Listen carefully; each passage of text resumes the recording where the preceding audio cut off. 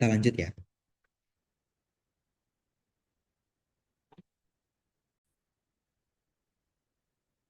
Oke, ini kita masuk ke inflasi.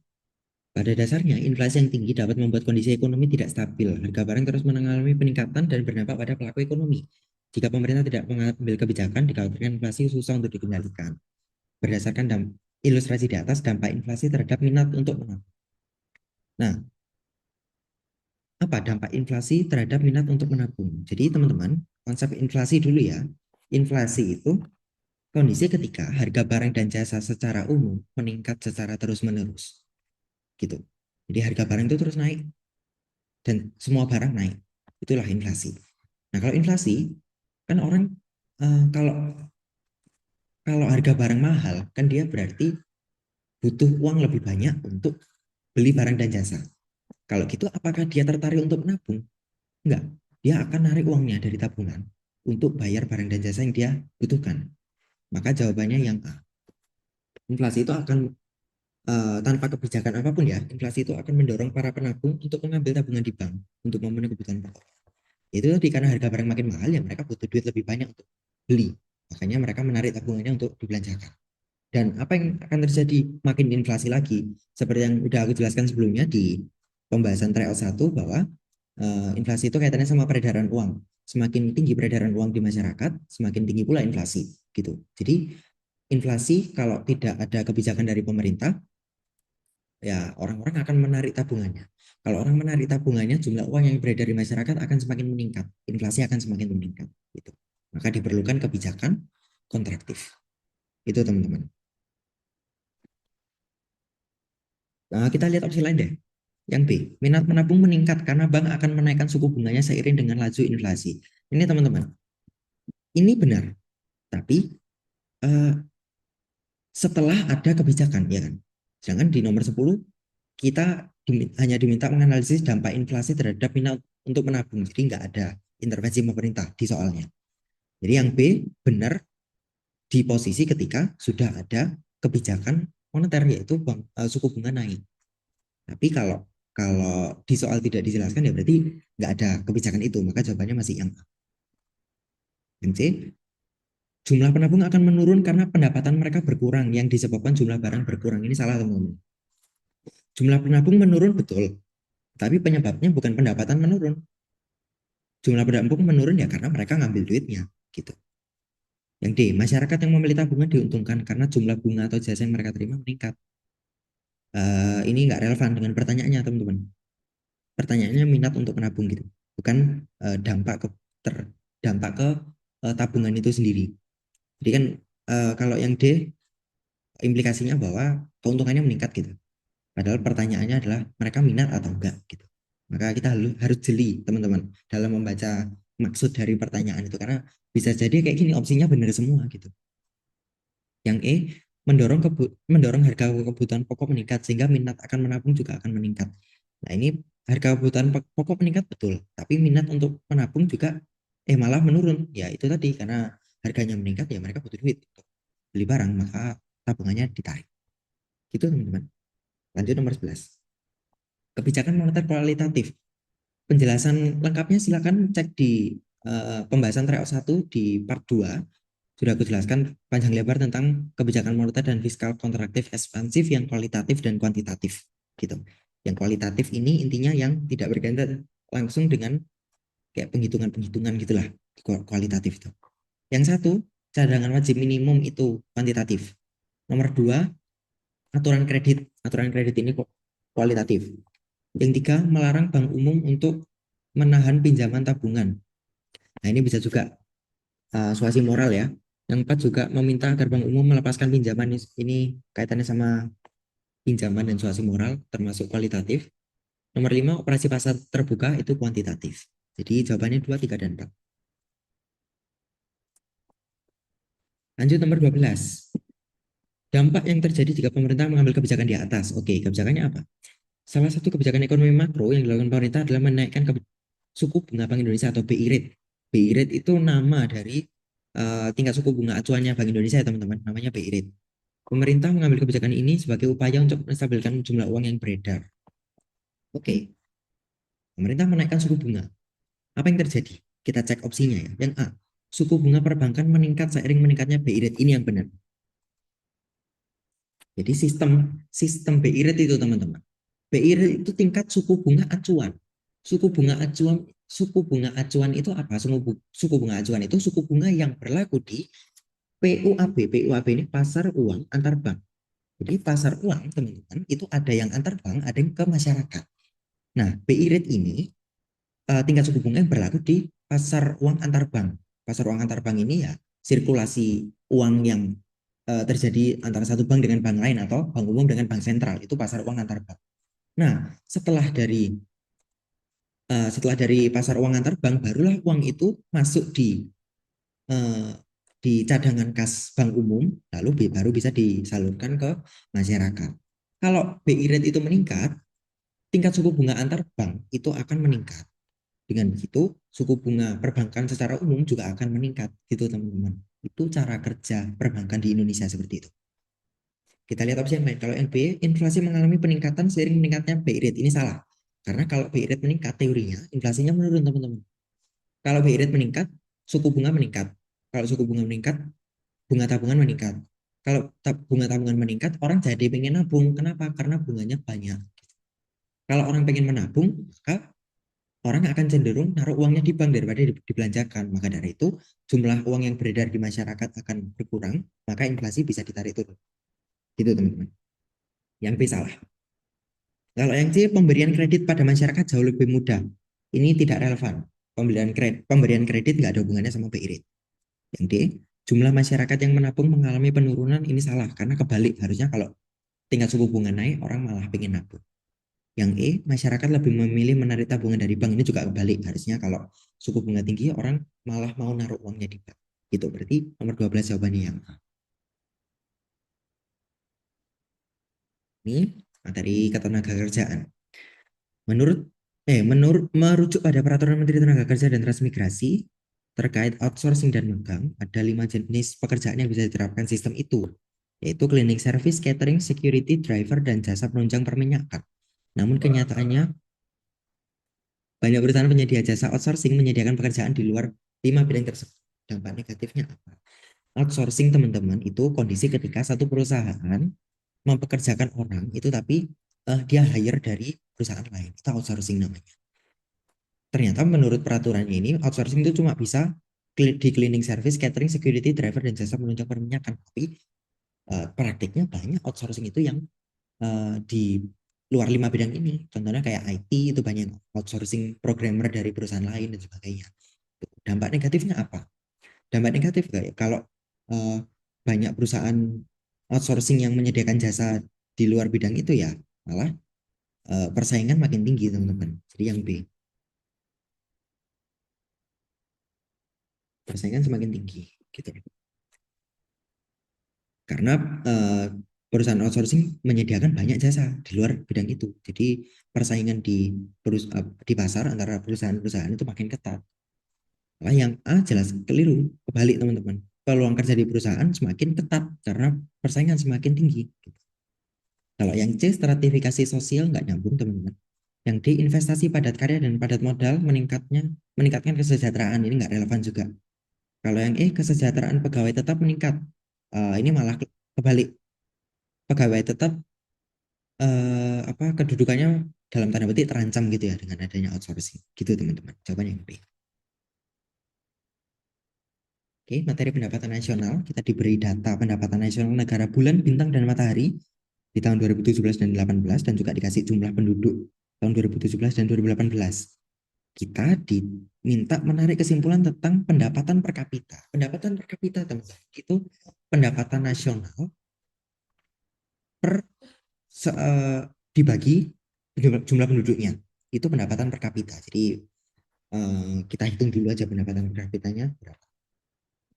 Kita kita cek dulu di tahun 2017 negara bulan.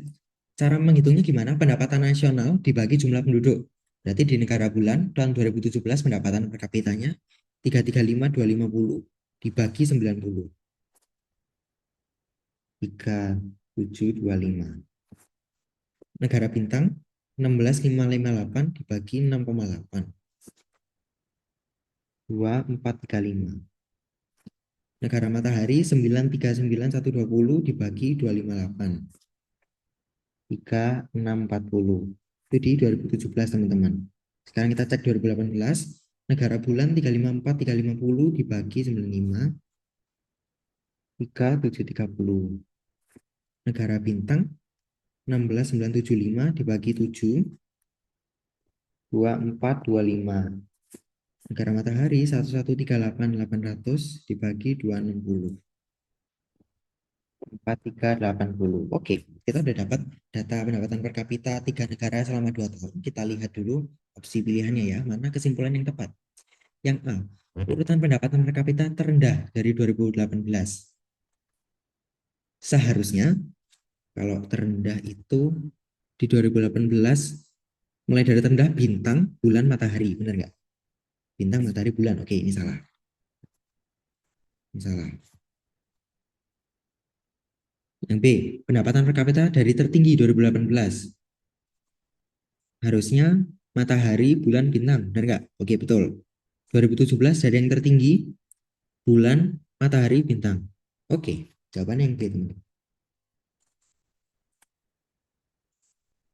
Untuk soal nomor 14, jawabannya yang B. Kita lanjut. Nomor 15. Keterkaitan kondisi dengan kebijakan pembangunan nasional. Oke, kita baca kasusnya. Bencana banjir di Kabupaten X tahun 2014 mengakibatkan kerugian sekian triliun. Kejadian ini sangat membebani APBD, diperhitungkan dari kerusakan sarana prasarana baik infrastruktur maupun bangunan. APBD Kabupaten X tidak cukup untuk mengatasi sendiri banjir itu. Kaitannya sama pembangunan nasional apa? Kalau APBD tidak cukup dan ada kondisi luar biasa kayak bencana, maka perlu dilakukan penyesuaian APBN teman-teman untuk perbaikan infrastruktur penanggulangan bencana gitu. APBN harus disesuaikan karena ada kondisi luar biasa. Kalau yang B, anggaran pembangunan tidak terpengaruh, salah, seharusnya terpengaruh. Yang C, anggaran penanggulangan bencana menjadi berlebih, salah, harusnya kurang. Yang D, arah pembangunan nasional menjadi berubah karena pemerintah lebih fokus menanggulangi bencana. Nah, ini nggak serta merta berubah juga ya teman-teman, cuma disesuaikan aja. Yang E, pembangunan nasional berjalan lancar karena pemerintah sudah terbiasa mengatasi bencana. Nah, ini kan uh, permasalahan daerah ya teman-teman ya. Jadi harusnya yang disoroti itu perbaikan daerah, tidak hanya pembangunan nasional. Jadi yang E juga keliru. Kita lanjut nomor 16. Kita diberi data GDP negara semesta tahun 2014 sampai 17. Diminta untuk nyari laju pertumbuhan ekonomi tahun 2016 ke 17. Cara nyarinya gimana teman-teman? Cara nyarinya itu PDB tahun kedua dikurangi PDB tahun pertama dibagi PDB tahun pertama. Tahu selisihnya intinya gitu. Ini teman-teman. Oke, kita cari. Selisihnya berarti 925 triliun dikurangi 895 triliun per tahun pertama 2016 895. Ini ya. 925 dikurangi 895 itu 30. 30 per 895. Nah, dimintanya bentuk persen ya teman-teman. Kita jadikan bentuk persen. Atau jadikan desimal dulu boleh. Kalau jadikan desimal, dia hasilnya teman-teman kira-kira 0,0335. Kalau desimalnya segini, cara jadikan persen gimana? Kita kalikan 100 saja. Berarti 3,35%. Gitu. Gimana, Bi? Ini teman-teman cara menghitung pertumbuhan ekonomi. GDP tahun kedua dikurangi GDP tahun pertama per GDP tahun pertama. Kemudian jadikan ke bentuk persen. Gitu ya. Selanjutnya nomor 17. Untuk mendorong laju pertumbuhan ekonomi, Bank Indonesia mengeluarkan kebijakan moneter berupa penurunan tingkat suku bunga. Akhirnya jumlah uang beredar di masyarakat meningkat dari 2 triliun menjadi 3,5 triliun. Dampak positif dari peningkatan jumlah uang yang beredar adalah titik-titik. Oke, di sini di opsinya yang disoroti adalah 3 hal. Investasi pendapatan nasional dan pertumbuhan ekonomi. Ini teman-teman. Kalau eh, Bank Indonesia menurunkan suku bunga. Jumlah uang yang beredar di masyarakat bertambah. Kita lihat di bagian suku bunganya dulu ya teman-teman. Ini penurunan suku bunga. Kita gini, investasi teman-teman, investasi kalau di pendapatan nasional, jadi investasi itu nggak hanya yang kita tahu kayak investasi saham gitu-gitu ya teman-teman. Investasi itu nggak hanya yang seperti itu. Kalau di konteks pendapatan nasional, investasi itu artinya penambahan barang modal, penambahan barang produksi. Jadi kayak kalau ada perusahaan yang beli mesin baru atau buka kantor baru, buka pabrik baru, itu termasuk investasi, teman-teman. Jadi penambahan barang modal atau penambahan barang-barang produksi, itulah investasi. Nah, logikanya teman-teman, kalau perusahaan mau investasi, kan dia nggak selalu punya uang. Maka apa yang akan dilakukan sama dia? Dia akan pinjam ke bank. Perusahaan yang akan melakukan investasi akan pinjam ke bank. Kalau dia mau pinjam ke bank, dia lebih banyak pinjam ketika suku bunga tinggi atau rendah. Dia akan lebih banyak pinjam ketika suku bunga rendah. Kenapa? Karena bunga pinjaman yang harus dia bayarkan ya jadi lebih murah kan gitu teman-teman. Jadi kalau tingkat suku bunga itu turun, investasi itu akan naik teman-teman. Karena lebih murah untuk pinjam duit. Duitnya digunakan untuk investasi gitu. Kemudian pendapatan nasional. Ingat nggak pendapatan nasional penghitungannya gimana? Consumption tambah investment tambah government spending tambah ekspor dikurangi. Di sini ada komponen I, teman-teman. Ini apa? Investment. Jadi kalau investasi naik, dampaknya ke pendapatan nasional apa? Pendapatan nasional naik. Lalu pertumbuhan ekonomi. Yang kita tahu tadi barusan. Pertumbuhan ekonomi rumusnya apa?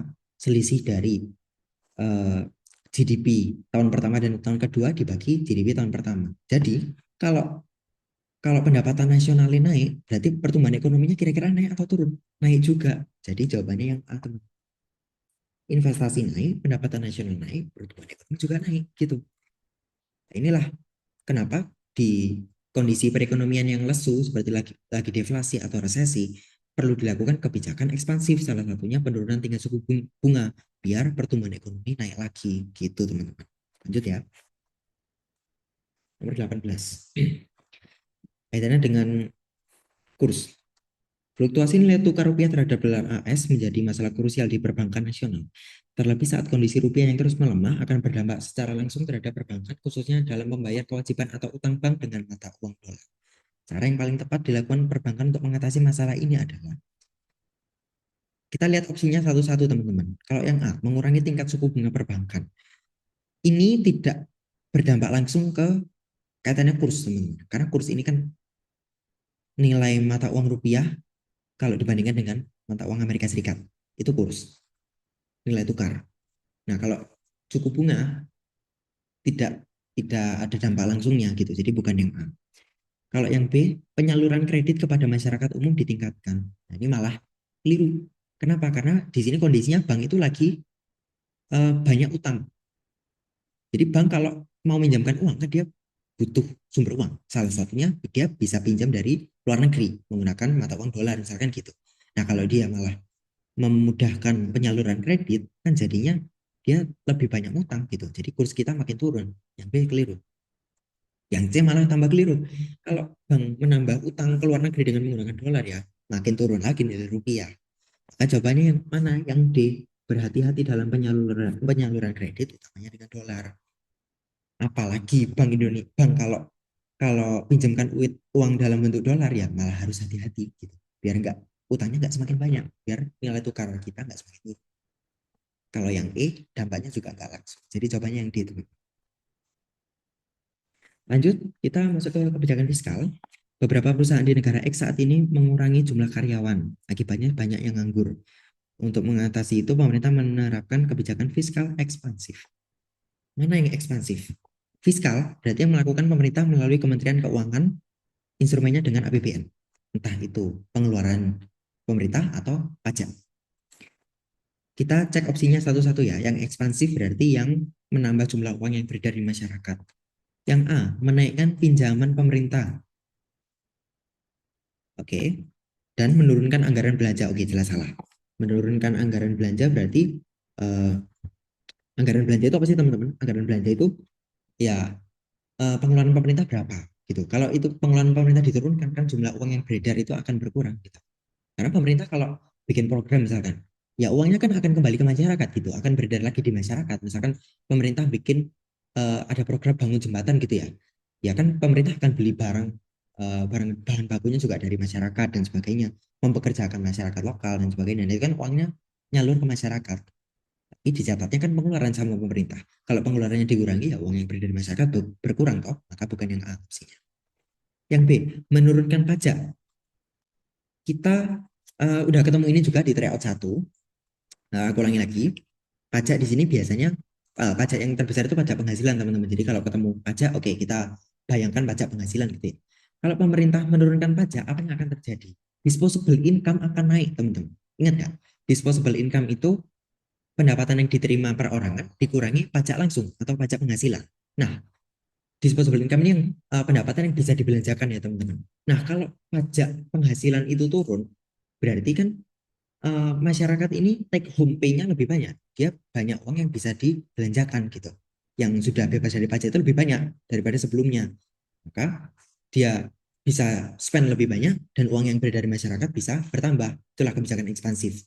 Berarti jawaban B atau C benar. D sama E jelas salah karena bukan menaikkan pajaknya. Salah. Oke. Anggaran belanja dinaikkan atau diturunkan? Dinaikkan. Jadi jawaban yang B, teman-teman. Pajak diturunkan, anggaran belanja dinaikkan.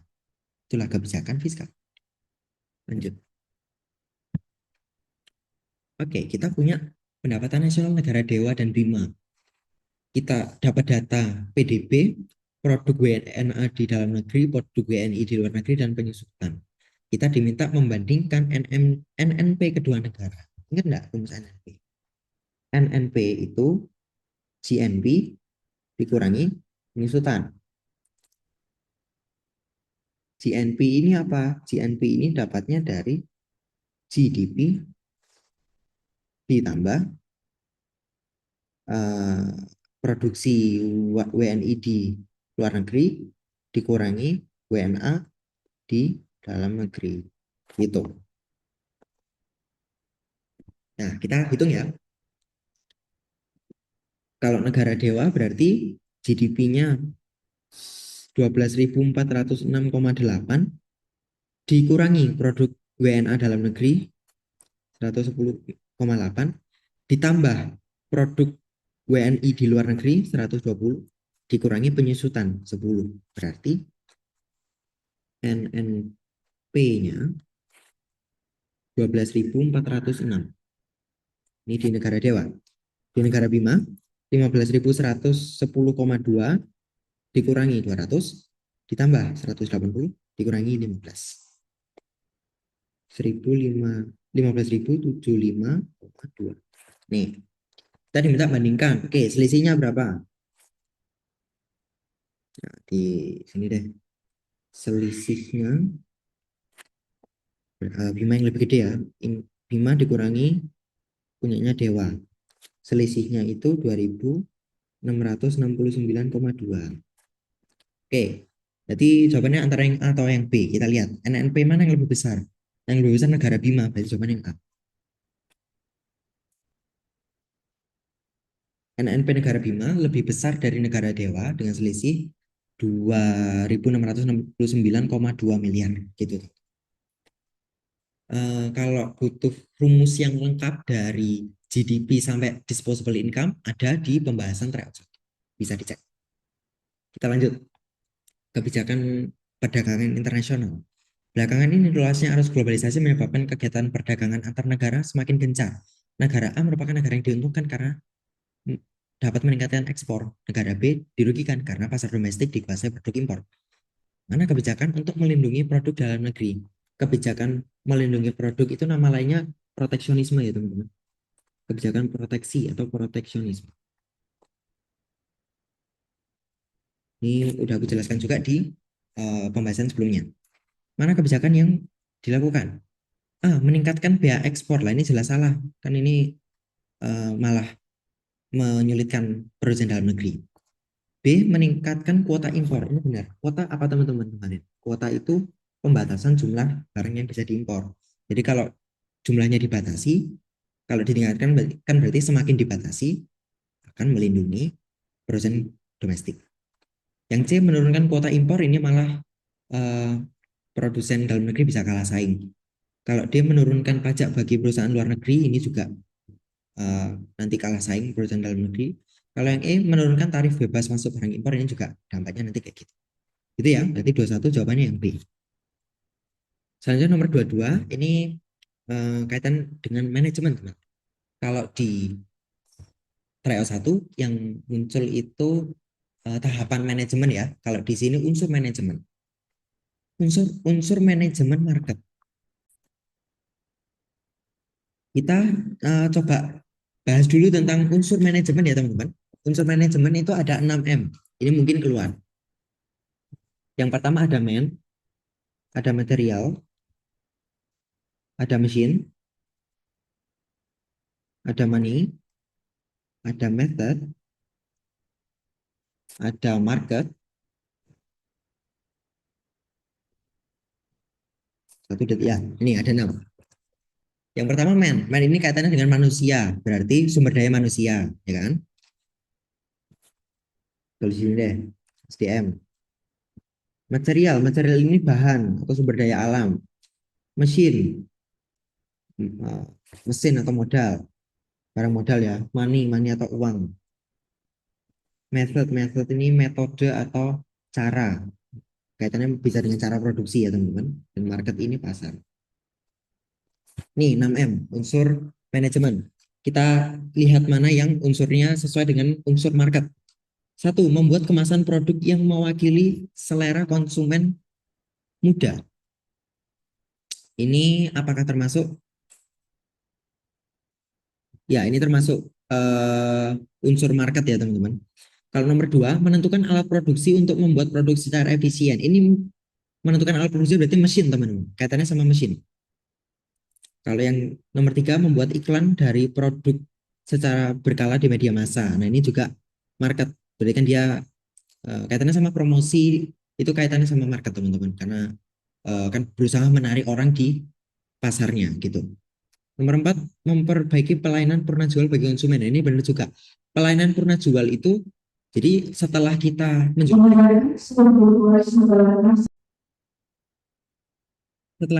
barang, mungkin masih ada layanan-layanan lain, misalkan garansi atau servis gratis kalau rusak gitu-gitu. Itu termasuk pelayanan purna jual teman-teman. Nah itu juga kaitannya dengan market. Kalau yang nomor 5, membeli bahan mentah dari supplier. Nah ini material. Jadi jawabannya 1, 3, dan 4 yang C.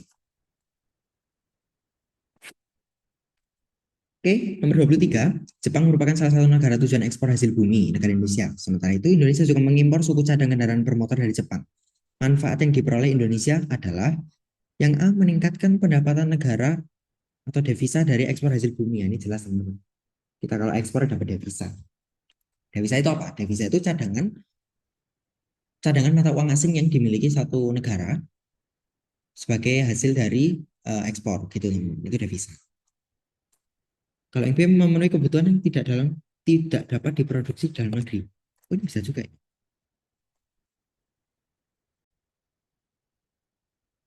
Ini malah lebih tepat teman-teman, jawaban yang B. Karena di sini konteks soalnya adalah Indonesia ekspor dan impor gitu. Indonesia ekspor ke Jepang, Jepang ekspor ke Indonesia. Jadi masing-masing negara ini kebutuhan yang nggak bisa diproduksi di negaranya masing-masing bisa terpenuhi. Di Jepang sulit nyari hasil bumi. Terus kalau di Indonesia sulit untuk produksi kendaraan bermotor gitu, maka saling melengkapi. Nah inilah tujuan utama perdagangan internasional untuk memenuhi kebutuhan negara masing-masing. Dengan bertambahnya devisa itu efeknya teman-teman. Tapi tujuan utamanya, manfaat utamanya ya memperoleh kebutuhan yang tidak bisa diproduksi dalam negeri gitu. Dan kalau mengurangi pengangguran, melakukan alih teknologi dan sebagainya itu manfaat manfaat lainnya juga. Tapi balik lagi tujuan dan manfaat utama dari perdagangan internasional itu memenuhi kebutuhan satu negara yang nggak bisa diproduksi di negara itu. Itu tujuan dan manfaat utama perdagangan internasional. Selanjutnya nomor 24, ini kita diberi grafik teman-teman, grafik kurs dolar terhadap rupiah, naik turunnya. harus terampil baca grafik ya teman-teman. Di matematika kan juga ada grafik, jadi di ekonomi juga harus bisa. Berdasarkan grafik di atas dapat disimpulkan tanggal berapa nilai tukar dolar terhadap rupiah terhadap dolar mengalami depresiasi atau apresiasi sebesar berapa. Nah, teman-teman, depresiasi dan apresiasi ini kaitannya dengan nilai mata uang. Depresiasi itu kondisi ketika nilai mata uang turun. Apresiasi kondisi ketika nilai mata uang naik. Secara alami ya teman-teman. Ini kalau menggunakan kurs mengambang. Kurs mengambang atau kurs bebas gitu deh. Kalau kurs bebas, nilai tukar mata uang itu mengikuti kondisi pasar. Jadi kalau memang demand untuk mata uang itu tinggi ya kursnya jadi tinggi. Kalau rendah ya rendah gitu. Itu kurs bebas. Nah, ini sebagian besar negara saat ini menggunakan kurs bebas teman-teman, termasuk Indonesia. Indonesia menggunakan kurs bebas. Ada juga istilah lain, devaluasi dan revaluasi. Devaluasi ini adalah ketika pemerintah menurunkan nilai mata uang secara sengaja. Itu devaluasi. Revaluasi adalah ketika uh, ditingkatkan, jadi disesuaikan lagi gitu. Itu revaluasi.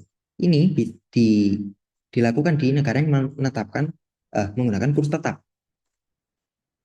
Kurs tetap ini ya kursnya ditentukan pemerintah. Bulan ini kurs kurs rupiah satu Amerika Serikat satu US dollar berapa rupiah gitu. Itu kurs tetap. Indonesia pernah melakukan ini di zaman Orde Lama hingga Orde Baru. Kebijakan devaluasi salah satunya kebijakan di zaman demokrasi liberal dan terpimpin ada teman. Ada kebijakan devaluasi. Jadi eh, ini kalau nggak salah uang 1.000 jadi 100 atau berapa gitu. Itu salah satu contoh kebijakan devaluasi. Pernah di Indonesia pernah dilakukan itu. Tapi setelah eh, krisis moneter tahun 98 kan kurs bat Thailand tuh jatuh ya, dan di situ negara-negara Asia Tenggara sudah meninggalkan kurs tetap dan sekarang semuanya pakai kurs bebas. Oke, kita kembali ke soal. Kita diminta membandingkan eh, apresiasi dan depresiasi tiap hari gitu. Tanggal 5 Januari kita lihat dia depresiasi karena turun nilainya. Depresiasinya harusnya 50 poin. Nah, caranya gimana? Selisihnya aja teman-teman. Dari 13.250 ke 13.200 kan beda 50 gitu. Tanggal 6 dia apresiasi. Jadi ini salah. Ini kan depresiasi ya, salah. Yang C tanggal 7 Januari. Oh, sebentar. Iya. Sorry teman-teman. Eh, tanggal 5 Januari kita nggak bisa simpulkan dia apresiasi atau depresiasi karena dia tanggal pertama. Di tanggal pertama berarti ini bandingannya harusnya dengan yang sebelumnya. Berarti yang A kita tidak bisa simpulkan ini. Yang tanggal 6 cara ngeceknya adalah dari sini ke sini. Itu. Ini kayak teman-teman, kayak pertumbuhan ekonomi tadi. Jadi tanggal 5 ke tanggal 6 itu eh, dihitung yang tanggal 6 kursnya tanggal 6 ini. Mengalami depresiasi sebesar 50 poin. Nah, ini ternyata benar teman. Depresiasi 50 poin. Depresiasinya benar, sorry, jumlahnya benar 50 poin, tapi depresiasinya yang salah teman-teman. Ini kan kelihatannya turun ya, dari 13.250 ke 13.200. Tapi eh, kalau kita lihat ini kurs dolar terhadap rupiah, berarti di sini awalnya 1 USD itu 13.250, di tanggal 6 dia jadi 13.200. Berarti rupiah menguat teman-teman. nilai nilai dolar terhadap rupiah itu menurun. Dolarnya menurun, rupiahnya yang menguat. Gitu. Berarti bisa disimpulkan kalau di grafiknya ini dia turun, rupiah apresiasi. Kalau di sini dia naik, berarti rupiah depresiasi. Gitu teman-teman. Berarti yang B salah, harusnya apresiasi 50 poin. Yang nomor yang C, 7 Januari, apa yang terjadi? Dia naik, berarti dia depresiasi ya. Ini salah. Yang D, 8 Januari apresiasi. Benar nggak? Ya benar, dari sini ke sini turun. Kalau grafik yang turun berarti dia apresiasi. Apresiasinya berapa? Selisihnya 13.425 dikurangi 12.700. Apresiasinya 725 poin. Berarti yang D yang benar. Kalau kita lihat opsi yang E, 9 Januari, apresiasinya benar apresiasi, tapi poinnya yang salah. Harusnya cuma 100 poin apresiasinya. Itu ya teman-teman. Ini mungkin hal baru, nggak apa-apa kita sambil belajar gitu. Ini grafik kurs. Kita lanjut. Kaitan badan usaha. Badan usaha milik daerah atau BUMD didirikan untuk ikut melaksanakan pembangunan ekonomi lingkup daerah maupun nasional. Tapi dalam pengelolaannya kurang efisien, terus mengalami kerugian. Fungsi BUMD sebagai motor kegiatan perekonomian daerah justru tidak optimal. Ya ini, jadi permasalahannya adalah BUMD sebenarnya digunakan untuk ikut menggerakkan ekonomi daerah, tapi pengelolaannya kurang efisien gitu. Apa solusinya? Yang A, menempatkan orang-orang profesional di BUMD. Ini masalah fundamental orang Indonesia ya teman-teman, korupsi, kolusi, nepotisme. Jadi seringkali yang ada di BUMN dan BUMD itu orang-orang yang dikenal, bukan bukan bukan orang-orang profesional gitu. Jadi malah proses produksinya nggak optimal, nggak efisien. Itu yang harus eh, dicari solusinya berdasarkan perkara di soal ini ya solusinya menempatkan orang profesional. Kalau yang B menambah kembali modal BUMN yang mengalami kerugian. Nah, BUMD-nya loh kerugian, mengalami kerugian. Nah, kalau kita tambah modal terus kalau manajemennya nggak diperbaiki kan ya makin rugi tuh teman-teman, makin boncos gitu. Yang C menutup BUMD yang merugi karena menjadi beban negara. Ya jangan ditutup lah, dibenerin manajemennya gitu. Yang D meningkatkan jumlah produksi untuk menaikkan laba. Ya nggak bisa serta-merta menaikkan jumlah produksi kalau manajemennya belum efektif. Kalau E jelas salah memprioritaskan laba ya malah ya makin rugi, makin nggak benar gitu ya. Nomor 25 jawabannya yang A. Nomor 26, koperasi. Koperasi sejahtera bergerak di bidang simpan pinjam, jumlah anggota lebih dari 100. Berapa tahun terakhir SHU-nya penurunan karena banyak terjadi piutang yang macet. Pengurus terlalu longgar memberikan pinjaman, lalu banyak yang meminjam dana ke tujuan konsumtif, bahkan banyak yang belum melunasi tapi diperbolehkan meminjam kembali lebih besar. Upaya yang tepat untuk mengatasinya apa? Ya berarti harus ada perbaikan di bidang peminjaman uangnya, harus lebih ketat dan juga harus yang belum belum bayar ya harus ditagih dulu sebelum bisa pinjam gitu. Jadi jawabannya yang B. Kalau kalau yang A mencari tambahan dana ya malah makin rugi dong nanti. Yang C mengenakan denda yang tinggi kepada peminjam yang menunggak. Nah, ini bisa tapi jawaban yang lebih tepat yang B ya teman-teman. Yang D setiap pinjaman baru harus ditolak. Nah kalau gitu kan dia nggak melakukan kegiatan usahanya, dia koperasi simpan pinjam. Dia salah. Yang I memperbesar modal sendiri melalui simpanan wajib. Nah, simpanan wajib ini kan ya wis jumlahnya tetap teman-teman nggak bisa diperbesar gitu. Apa yang perlu dilakukan adalah membenahi usaha simpan pinjamnya dengan opsi yang B gitu.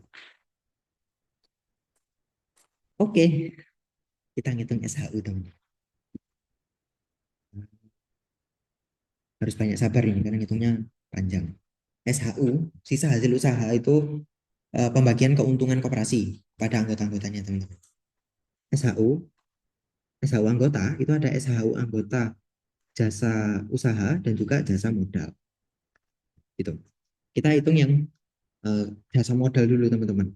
Kalau SHU anggota jasa modal itu persentase SHU yang digunakan untuk jasa modal dikalikan simpanan anggota per simpanan koperasi dikali SHU-nya berapa. SHU yang mau dibagikan berapa gitu. Oke, kita lihat. Oke, kita harus ngitung punya Pak Joni dan Pak Budi. Udah merepoti. Kita hitung punya Pak Joni dulu ya. Ini harus banyak sabar ya teman-teman. Sorry ya. Berusaha Pak Joni.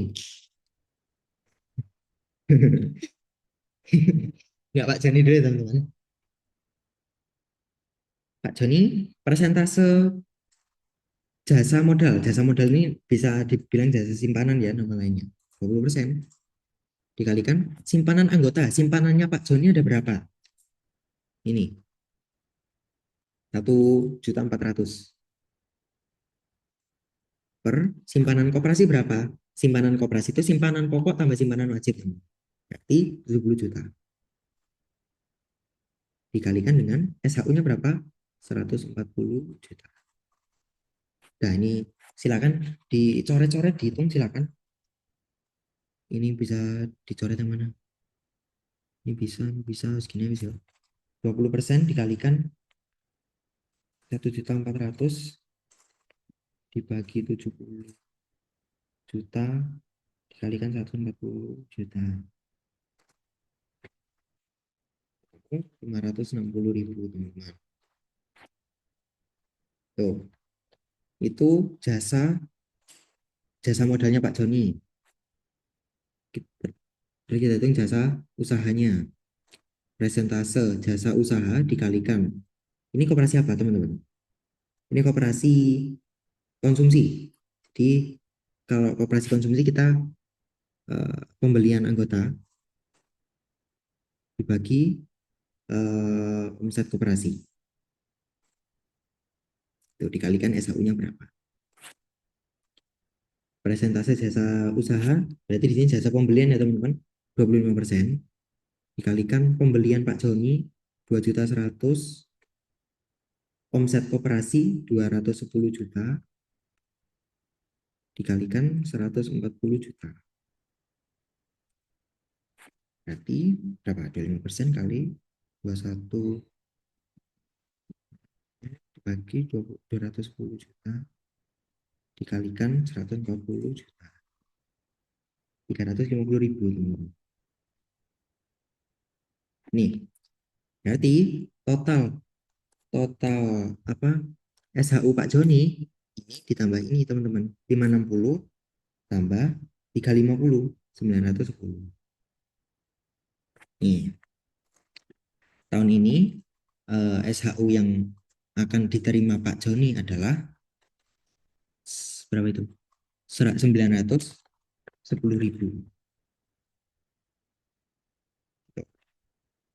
Nah, selanjutnya kita hitung yang punyanya posisi sini Pak Budi.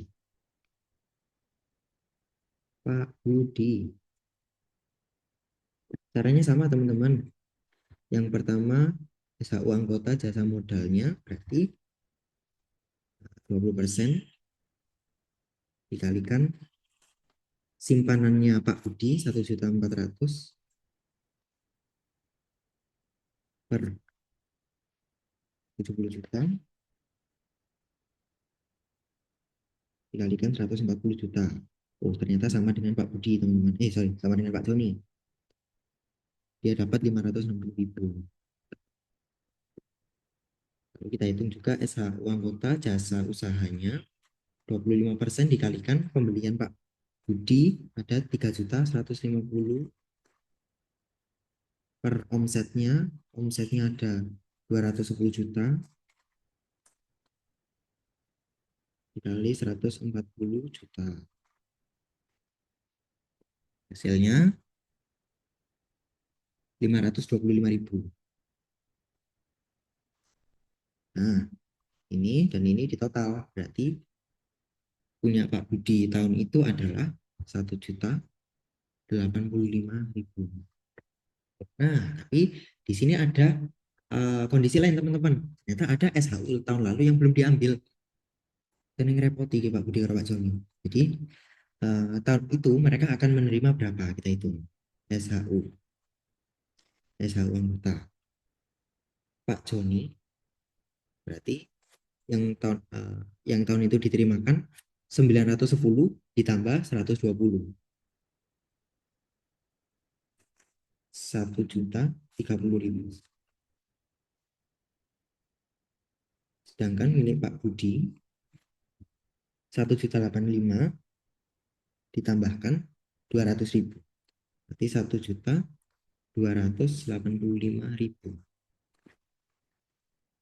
Nah, ini teman-teman. Lalu mana data perbandingan yang betul? Ya, kita lihat opsinya. Yang A, jumlah SHU Pak Joni dan SHU Pak Budi sama besar, tetap. Yang B, jumlah Pak Joni lebih kecil. Benar nggak? Betul. Selisihnya berapa? Oh, kita hitung dulu deh. Selisihnya berapa? Selisihnya adalah 200. 55. Nah, mana yang benar teman-teman? Yang benar adalah opsi yang D. SHU Pak Joni lebih kecil dari SHU Pak Budi dengan selisih 255.000. Doakan saja semoga ini nggak muncul di USP. Loh, wen-wen gitu nih. Semoga nggak muncul di USP. Tapi kalau muncul di USP ya sabar-sabarin. Gitu. Oke, kita lanjut ke nomor selanjutnya, 28.